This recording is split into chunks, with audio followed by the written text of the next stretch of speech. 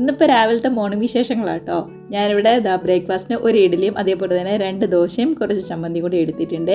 അപ്പോൾ പിള്ളേർക്ക് എല്ലാവർക്കും ഇഡ്ഡലിയാണ് ഇഷ്ടം, അതുകൊണ്ടാണ് ഇഡ്ഡലി ഉണ്ടാക്കിയത്. അപ്പോൾ അതിൽ നിന്ന് ഒരെണ്ണം ബാക്കി വന്നപ്പോൾ ഞാനത് എടുത്തതാണ്. പിന്നെ എനിക്ക് വേണ്ടി ഞാനിവിടെ 2 ദോശയും ഉണ്ടാക്കിയിട്ടുണ്ട്. മനയ്ക്ക് ഫുഡൊക്കെ കൊടുത്ത് സ്കൂളിൽ വിടാനായിട്ട് ഞാൻ റെഡിയാക്കാൻ പോകാം കേട്ടോ. അപ്പം ഞാനും കൂടി അങ്ങ് ഫുഡ് കഴിച്ച് കഴിഞ്ഞിട്ട് അവളെ അങ്ങ് റെഡിയാക്കാമല്ലോ, അതുകൊണ്ടാണ് അവൾക്ക് ആദ്യമേ ഫുഡ് കൊടുത്തിട്ട് അവിടെ ഇരുത്തിയിരിക്കുന്നത്. ആൾ ഫുഡൊക്കെ കഴിച്ച് കഴിഞ്ഞ് എൻ്റെ അടുത്ത് വന്നിരുന്നു ഓരോരോ വിശേഷങ്ങൾ പറയുന്നത് കേട്ടോ. അപ്പം ഞാനിവിടെ ഇപ്പോൾ ദോശയാണ് കഴിക്കുന്നത്, അപ്പോൾ അവൾക്ക് ഇഡ്ഡലിയാണ് കൊടുത്തത്. അതെന്താ എനിക്ക് ദോശ തരാതെ അമ്മ മാത്രം ദോശ കഴിക്കണേന്നൊക്കെ ചോദിച്ചുകൊണ്ട് അവിടെ ഇരിക്കുന്നതാണ്. പിന്നെ ഞാൻ എൻ്റെ നിന്നൊരു ദോശ പിച്ചി അവൾക്ക് കൊടുത്തപ്പോൾ അതിൻ്റെ ടേസ്റ്റ് ഒക്കെ ഇഷ്ടമായില്ല എന്ന് പറഞ്ഞു. ഇഡ്ഡലി കഴിച്ച് ഇഷ്ടപ്പെട്ടതുകൊണ്ട് ദോശ അത്രയ്ക്കങ്ങ് ആക്കി ഇഷ്ടമല്ല. അല്ലാന്നുണ്ടെങ്കിൽ നല്ല ക്രിസ്പി ആയിട്ടുള്ള ദോശയൊക്കെ ആണെന്നുണ്ടെങ്കിൽ, നമ്മുടെ മസാല ദോശയുടെ ആ ഒരു ക്രിസ്പി ആയിട്ടുള്ള ദോശയൊക്കെ ആണെന്നുണ്ടെങ്കിൽ മിന്നുവിന് ഇഷ്ടമാണ്. മിന്നു കഴിക്കണ കാണുമ്പോൾ ആക്കും വേണം, അത്രയേ ഉള്ളൂ. ഇന്നലെ മേടിച്ചുകൊണ്ടുവന്ന വളമൊക്കെ കയ്യോടുകൂടി തന്നെ അങ്ങ് ഇടാമെന്ന് വിചാരിച്ചു. മന്നേനെ ഞാൻ റെഡിയാക്കി സ്കൂളിലേക്ക് വിട്ടിട്ടുണ്ടേ.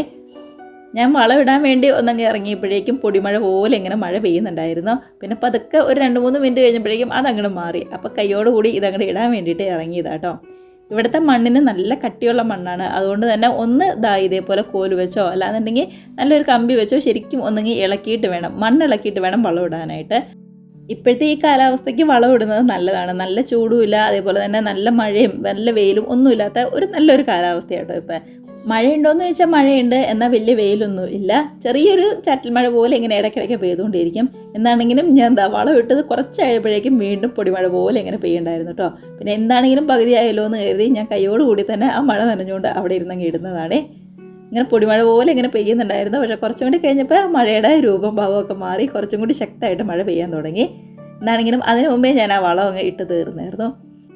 ഇപ്പം ഇത് പകുതിക്ക് ഞാനങ്ങ് വെച്ചുകൊണ്ട് പോയി കഴിഞ്ഞാൽ പിന്നെ മടിയാവും, അല്ലാന്നുണ്ടെങ്കിൽ പിന്നെ ചിലപ്പോൾ ഓർത്തൊന്നും വരില്ല. ആ കയ്യോടുകൂടി തന്നെ അങ്ങ് ഇടുകയാണെന്നുണ്ടെങ്കിൽ ഏതൊക്കെ ചെടിയിലൊക്കെ ഇട്ടേന്ന് കറക്റ്റായിട്ട് നമുക്ക് അറിയാൻ പറ്റും. അപ്പോൾ അതങ്ങ് മുഴുവനായിട്ട് ഞാൻ ഇട്ടിട്ടുണ്ട്. എന്താണെങ്കിലും നമ്മുടെ ആ പൊടിമഴ ഒന്ന് മാറിയിട്ട് കുറച്ചും കൂടി ശക്തമായിട്ടുള്ള ചാറ്റൽ മഴ പെയ്തു തുടങ്ങിയിട്ടുണ്ട്.